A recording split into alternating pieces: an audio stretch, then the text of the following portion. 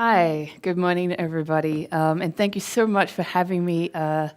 Thank you to the organizers for all their hard work putting this together, to Oleg and Anna and all the other organizers. I'm very excited to be in Russia. It's my first time here. So I'm here today to talk to you about designing and building digital products for a different kind of digital landscape than many of us are used to. So let me start by asking you to think about the next billion people who might be using the products that we're building. Who will that be? Who am I talking about when I talk about the next billion? I think it's worth defining this. I mean, are we talking about the next billion children on iPads, a billion babies like hacking their way out of parental controls? No. So like the title says, it's people in emerging markets. So the next big wave, the next billion refers to the next big wave of people who will get access to connected computing devices. So we're not talking about developed markets here because in developed markets, most people are already online. Not everyone and not everywhere, but mostly. So in Europe, for example, overall, there's around 80% of the population is connected, and even more in certain parts. Like some of the Nordic countries, like Denmark and Iceland, they have close to 100% coverage, so just wall-to-wall internet. In the USA, it's around 75%. In Australia, where I'm originally from, it's 85%. In Canada, 88%. So you get the idea. A majority of the population of these places are connected. And we define connected as, either a desktop or a laptop device with a fiber connection or Wi-Fi, or a mobile device with a cellular connection. Can anyone guess, by the way, what it is in Russia? Do you think it's more or less than the US average? 70? Yeah, they already know. Yes, 70%. So we're talking about new internet users in hugely populous countries with big emerging economies. So they connect from places like Sao Paulo and Lagos, Kinshasa, New Delhi. And I mean, you think about it, like 1 billion new people joining the internet, it's kind of incredible. So in Mexico and Brazil, these are places with very big populations, there's only around half of the people are connected. In South Asia, it's down to not even a quarter of the population are online. And sub-Saharan Africa is just scraping past 20%. So these are aggregates for regions, but in some individual countries, like Somalia, for example, it's way lower, like down to 1% of the population are actually online. So it's a huge amount of people. They're not online. They've never ordered food delivery to their house and tracked it in real time on their smartphones. And, they would have quite a bit of difficulty in filling out an online form. They don't message people on Facebook. They don't use email. They don't tweet about #FrontTalks. Do we have a hashtag? All this kind of thing. But it's changing really, really fast. So the cost of mobile data is decreasing, and the availability of really cheap mobile devices is increasing. So at a street market in Nigeria, you can buy a second-hand, very cheap, Chinese-made, maybe fake version of a mobile phone, like a BlackBerry or a Lenovo phone. You can take it home, you can charge it up on a car battery or something if you don't have power. You can buy 300 megabytes for 500 naira, which is about €1.20, which I think in ruble is 80 or so. And this really, it opens up a whole new world for you in terms of knowledge and communication and opportunity. So the barrier to entry to the internet is getting lower and lower. But it is still there. It's definitely still there. Because these millions of people around the world, that are now getting access to these connected smartphones, so many of them can still only afford like a few megabytes of data here and there. They have low-cost, low-spec smartphones. They have very unreliable electricity sources to charge them. They're going to find it very difficult sometimes. And a lot of them are learning how to use a digital interface for the first time in their lives. So I'm here today to pose the question to you: what can we, as a tech industry, do to keep lowering those barriers, to really, fulfill this original egalitarian idea of the internet? And there are no hard and fast or easy answers, of course. And it's not a problem that the Western world should sweep in and solve, but I want to give you a bit of a framework of reference and some understanding of the context, and tell you about some good principles to start from. So you might ask why I, an Australian-born person who lives in Germany, can actually give you any insight on this front. It's a very good question. So my name is Ali Long. I'm Aliel on Twitter and pretty much everywhere on the internet. I'm a product designer and a front-end developer. And I've worked on a lot of different kinds of things, from small, medium, large websites and apps for small, medium, and large clients. Blogs, editorial, e-commerce, analytical tools and dashboards, video, live streaming stuff. So big kind of like shiny brand experiences for creative agencies, where it was always about crafting this immersive user experience that was like perfect and very cool and used all the latest, greatest like browser features. So it was a lot of fun, obviously.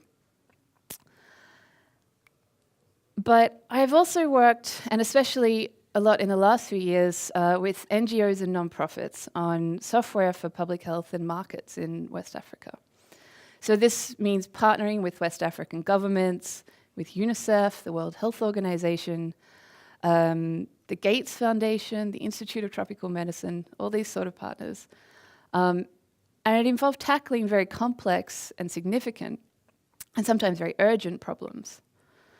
So I've worked on programs for polio eradication, for vaccine delivery, for the Ebola virus response, African sleeping sickness, and a bunch of other things.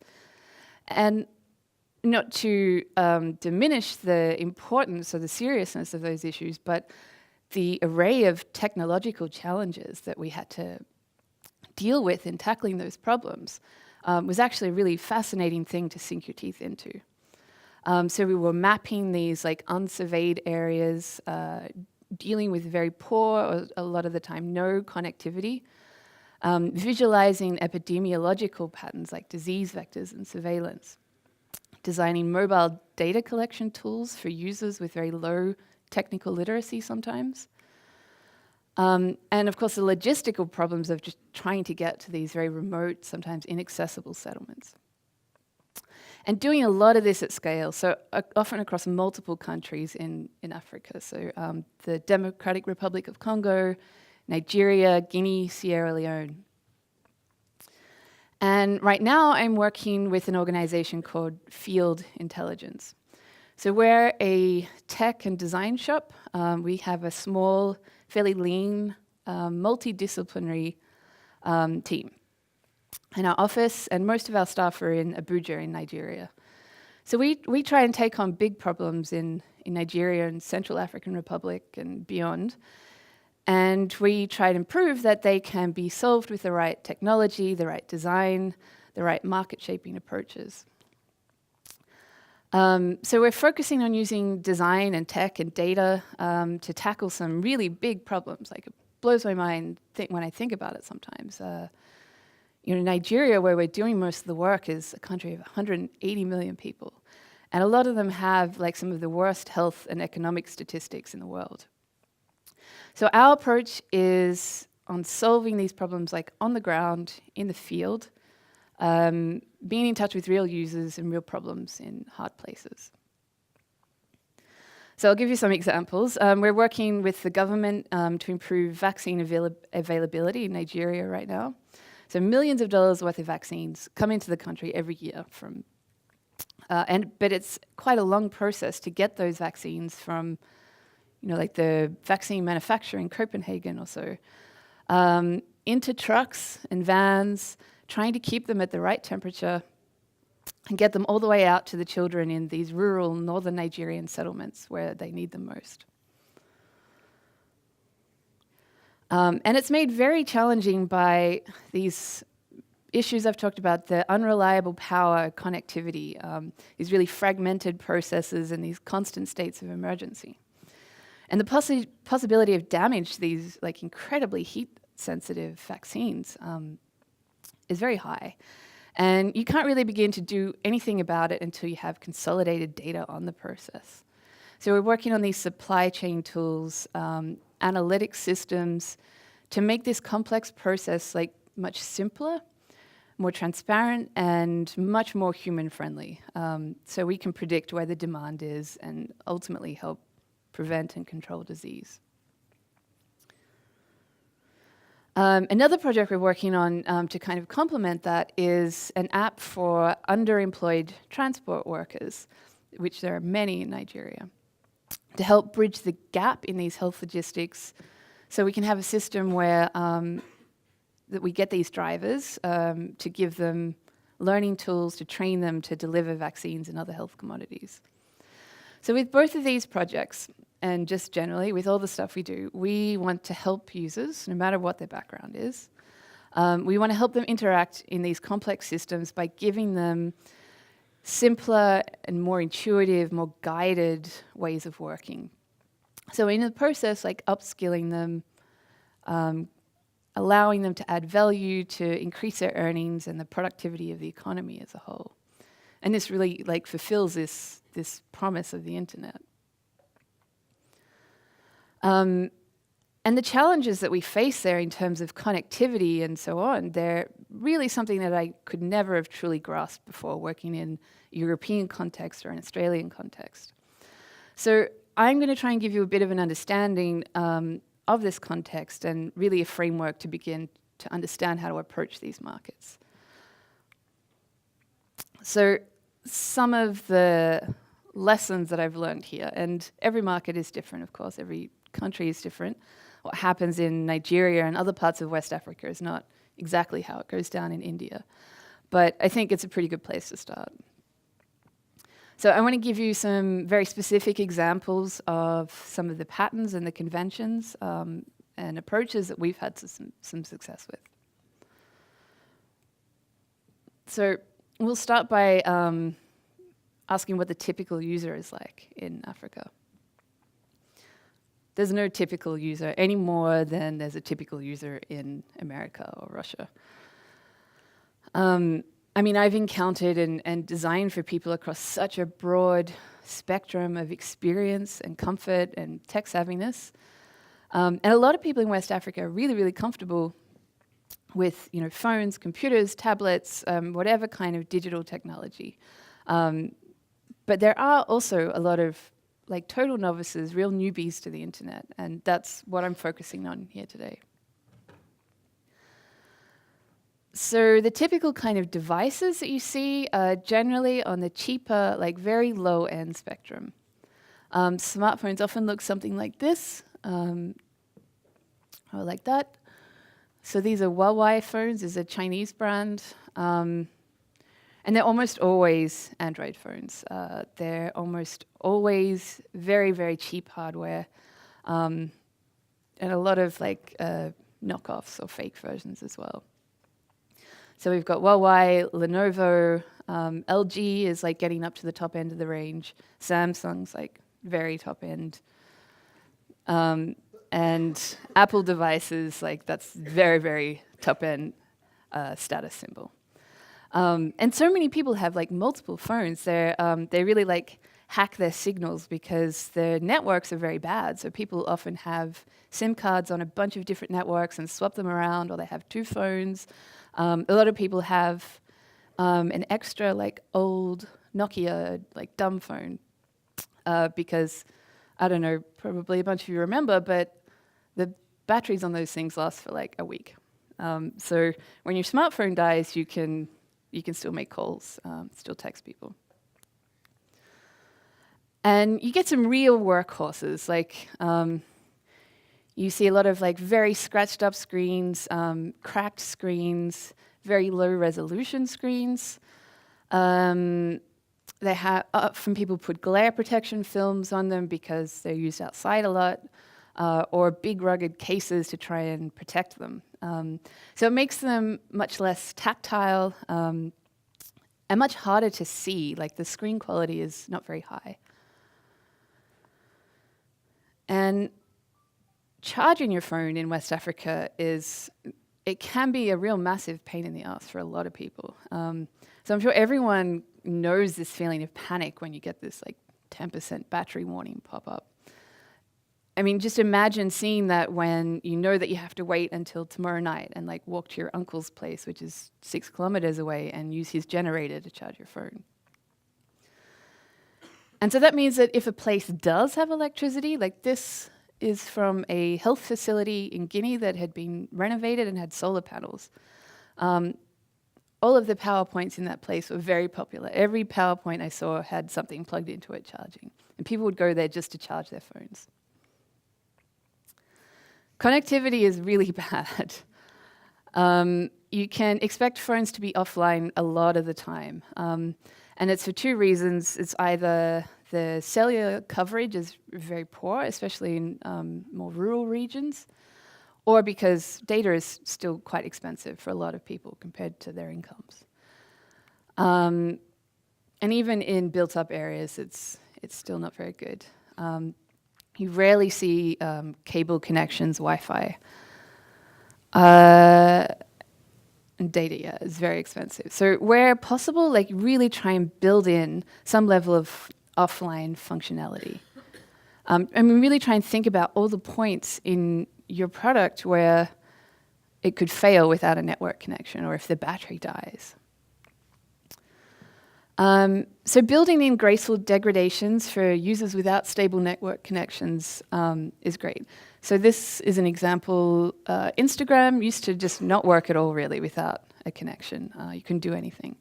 And now, when you're offline, you can still take a photo, you can edit it, put a filter on it, put a caption on it, and just save it for later to post. And it caches all your most recent photos so you can browse them.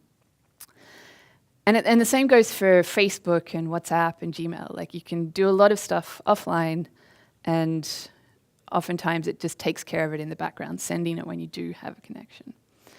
And like video streaming services as well do stuff like they adjust the streaming bitrate. So it takes into account stuff like bandwidth and latency, the device and the location. So sure, you want to watch your stuff in full HD, but if your network connection is unstable, then you can still like watch a kind of crappier version. And latency is a real problem. So even when you do have a connection, it's often so slow. I mean, you probably test on Chrome, you use an emulator, you limit the connection, but it's still really hard to imagine what it's like when you're browsing on like a 50K down, 20K up connection. And this is on top of a phone that like maybe has 15 bubble games installed on it. It's maxed out on the memory. So the phone is like barely operating. And you really, like, it's very hard to expect that kind of latency, even in a native app. So there are things that you can do to make your UI seem a bit snappier, even taking into account those factors. So don't tie UI elements to really like long-running operations. Never block navigation, and loading indicators, always try and have them in line rather than like blocking the screen. And Chrome, of course, is the default browser in Android, but Opera Mini is really huge in Africa. It's the lightest in terms of data usage and system requirements, so a lot of people use it. It's really good to make sure that's part of your testing process. So charging is really, really slow. If you don't have power, if you're charging something via a diesel generator, for example, which is what this is, it takes probably about 2 hours to charge a smartphone. And solar panels, that takes even longer. You can take 4 or 5 hours to charge a smartphone. So if your app or your website is really sucking up battery for whatever reason, then you're like, it's kind of making someone maybe walk for an hour to charge their phone or pay someone to charge their phone. So you need a really good reason to suck up battery life.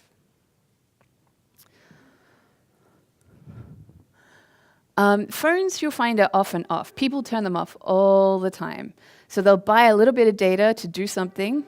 They'll turn it on, do the thing, and then turn it off again. And because this saves their data, it saves their battery as well. So stuff like push notifications and background refresh or sync, it's really tricky, and you have to be very smart about how you use service workers. Touchscreens are generally much easier for people to use than laptop or desktop devices, because most people are used to that. So I worked on a project where we trialed a version of the same app, one on a laptop and one on a tablet. And the laptop version really kind of failed, because most people were introduced to tech via a smartphone, and using the laptop was really, really unintuitive. Like the input devices were separated from the screen, and it took people ages to type stuff. And also it's much heavier to cart around and harder to charge it. Gesture-based navigation is that's a tricky one. No one really understands them at first. So, swiping left or right, pulling down, pull up, it's really unintuitive. People see buttons and they understand that pretty quickly, like you can press a button. And people do learn them pretty quickly, especially when they're similar to, for example, like a WhatsApp convention. But you need to be very careful about how you use them. Maybe introduce them slowly as sort of shortcuts. Where possible, it's good to try and only use the visible area of the screen as your canvas. Because if it's not on the screen, you're often in trouble. And I know this whole people don't scroll argument kind of happened a long time ago, but it's actually really, scrolling is an unintuitive thing for novice users. So very long pages or off-canvas navigation, it's very hard to understand. So this is like a classic example of just like a data collection form asking for a person's details. But it's actually very hard for a person new to this to understand that there's more underneath the screen here.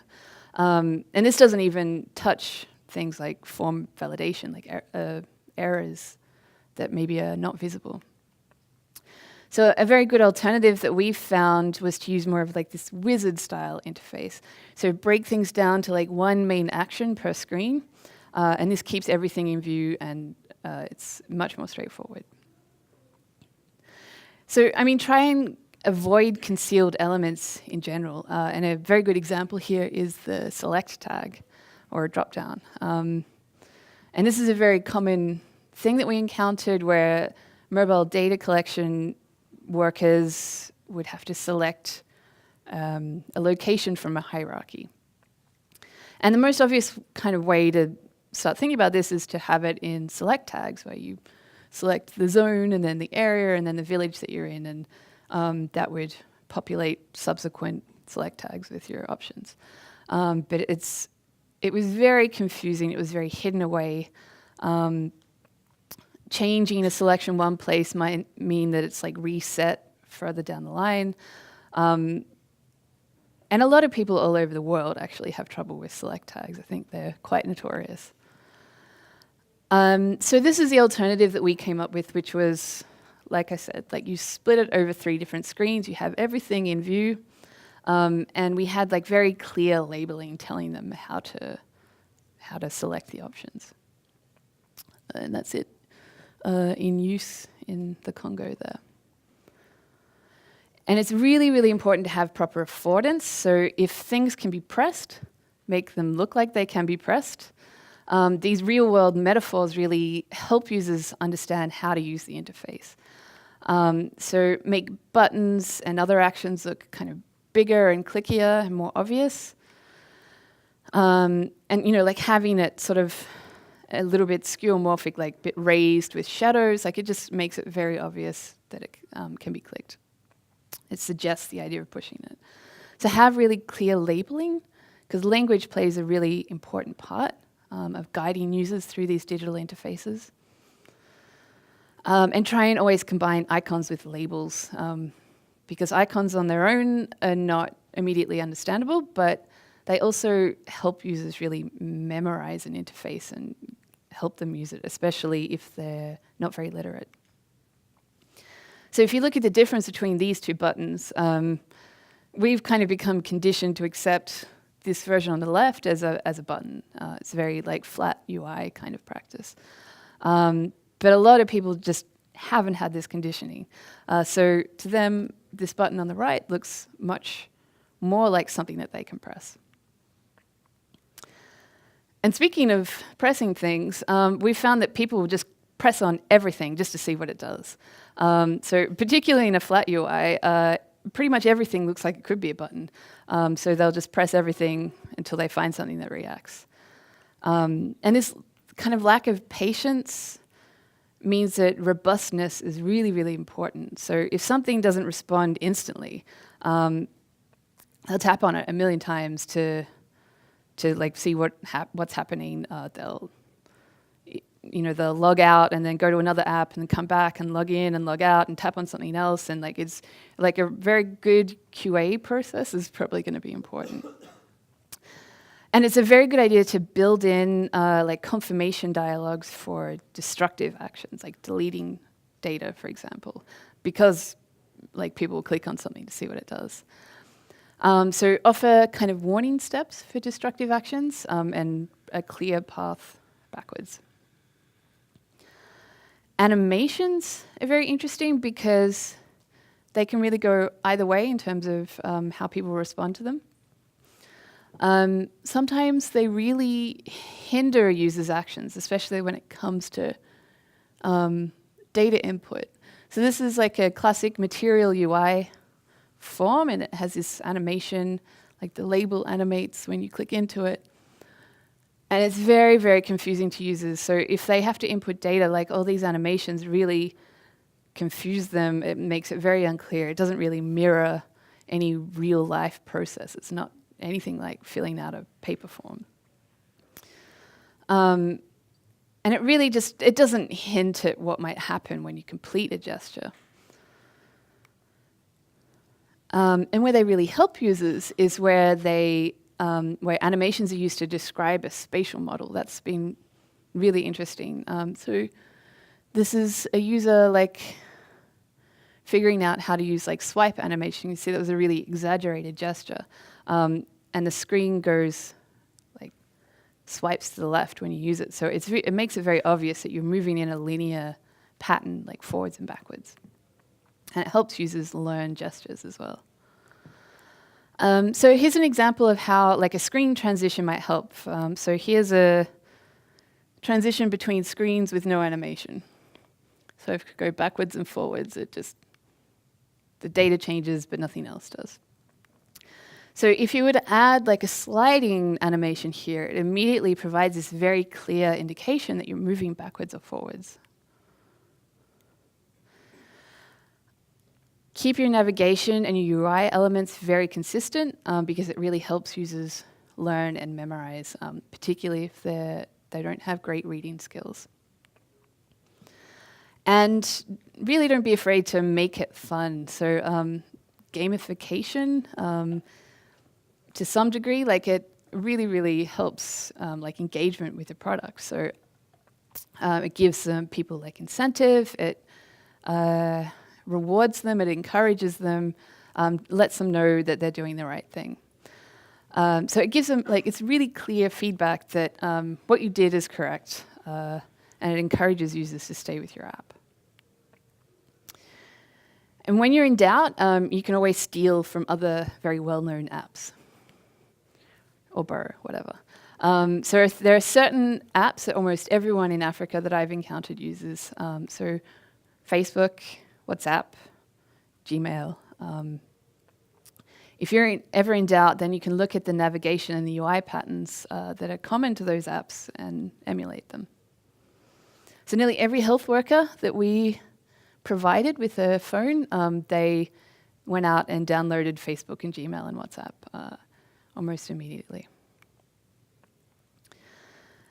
So, I mean, probably the best thing that you can do as a developer or as a designer is to get your hands on like the slowest, like secondhand, most scratched up Android device you can find, and put a bunch of stuff on it, like load it up so that there's not much memory left. Drop it on the ground, kick it around a bit, run the battery down to like 20%, and go out and buy like 200 megabytes of data on like a really crappy network.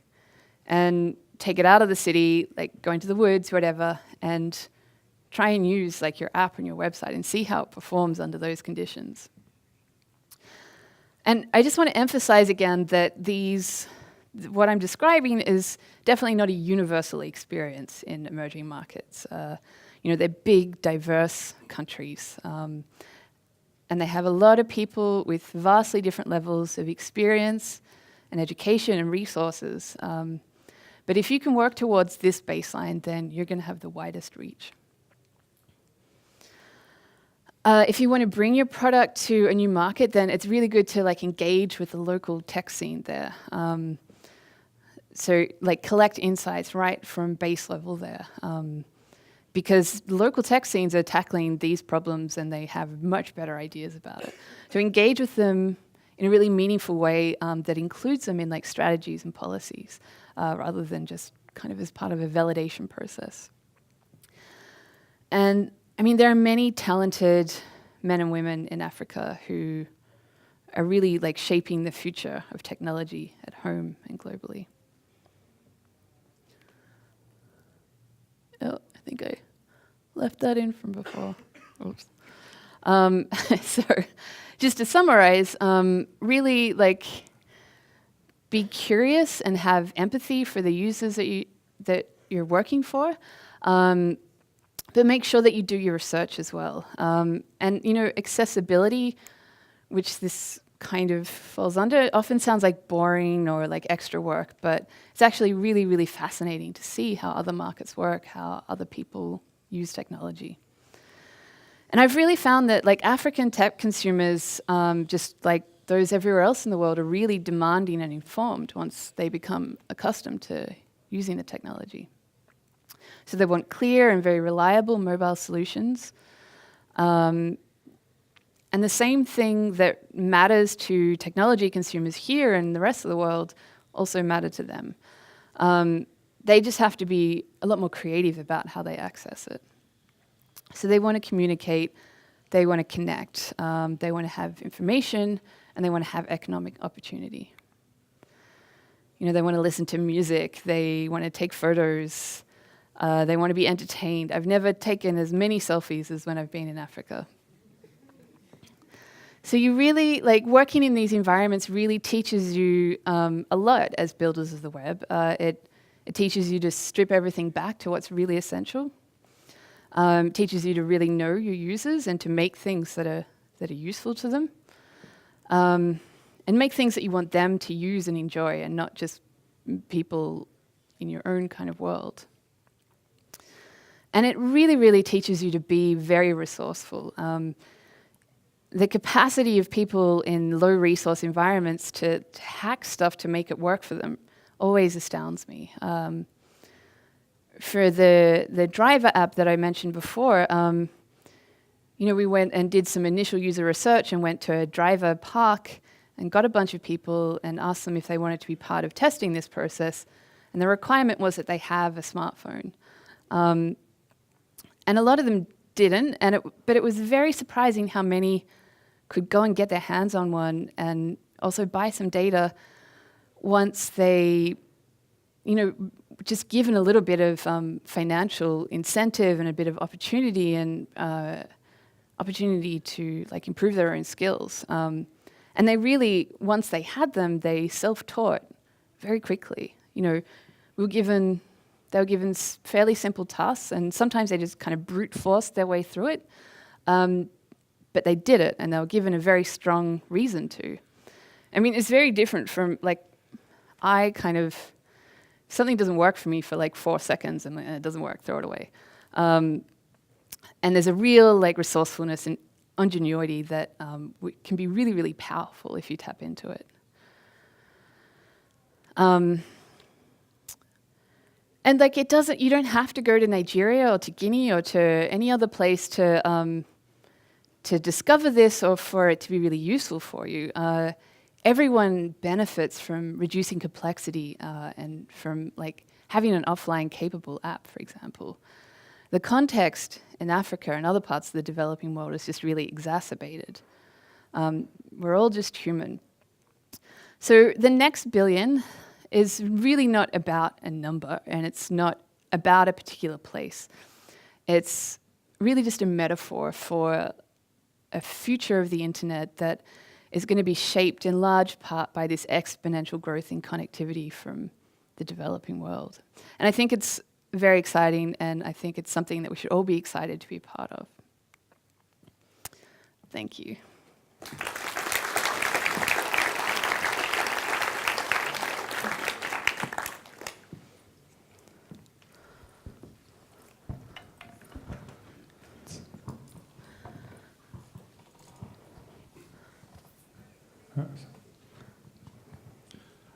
Hey, Eli, my name is Kirill. Thank you for a great start for the first day. I have a couple of questions. First is the big one, and it would start with a confession. I don't work on products. I work on tech platforms. So I build some stuff to build products upon. And if I start a new platform or a new iteration on a platform, usually first thing I do, I try to define a device range I would like to work on. And more often than not, these low-end, outdated, usually with outdated software devices will not be in that range for a couple of reasons. First of all, the cost of supporting them, and second of all, on the current user base, share of these devices is usually quite a bit small, and it will be strange, like given current user base, to support these devices. And when the platform is done, it doesn't support these devices. And if we want to push our products to that user base, the platform isn't kind of there, so we have difficulties. So what do you think? What can be done to mitigate this chicken and egg situation? Yeah, I mean, I think obviously it depends on like your market and what you're building, but I think this is where the idea of progressive enhancement is like really valuable. If something, like HTML and CSS is pretty powerful stuff on its own. It's a little bit of communication with the server. So if you can have like a baseline where something maybe works, if it's a progressive web app, for example, like just try and have a really good baseline and like the more advanced features, and if that's where most of your market is, then that's where you use that progressive enhancement. Yeah, well, I haven't thought of progressive enhancement, but it doesn't work sometimes. Well, that's a bit beyond the scope of the talk. And the second question about the form of location. Why not use geolocation APIs? Are there any problems with that? Because this three-step form. It's actually, yeah, I mean, it's quite difficult to connect to a satellite a lot of the times. So if you're in the Congo, for example, we tried this with a few apps, rather than having the user select a location to connect to an API, but they don't have connection. The GPS is not always very reliable, and it often places you, like if it places you in the right country sometimes, then you're lucky. Okay, thank you. We have time for only for one question. Hello, thank Hi. you for a nice talk. I wonder, do they play games in Africa, and what sorts of games, what types of games, how much, how often, and what happens when they see when a game suddenly loads a very heavy video advertisement? Do they start quickly just uninstall the game, or do they bear with it somehow? Thank you. Yeah, so yes, they play games all the time, all sorts of games. And if it's too heavy, like if there's like stuff being loaded, like video or whatever, then they'll just delete it. Like most people that I've met in Africa have like so many games on their phones. I see a lot of these bubble game things like Candy Crush and all sorts of clones of that. But it's really like, this is something that so many people are really into there, is like gaming. And they're very like, if something doesn't work, if like they'll put like 20 on their phone, and if one's too heavy or they get sick of it, they'll delete it. Like they add new ones all the time. And I think like the game market there is a really interesting one. So we've been like experimenting with gamification in some of the apps that we're building, but like standalone games is like, I think it's a really interesting market for that. Thank you, Ellie. Thank you, Oleg.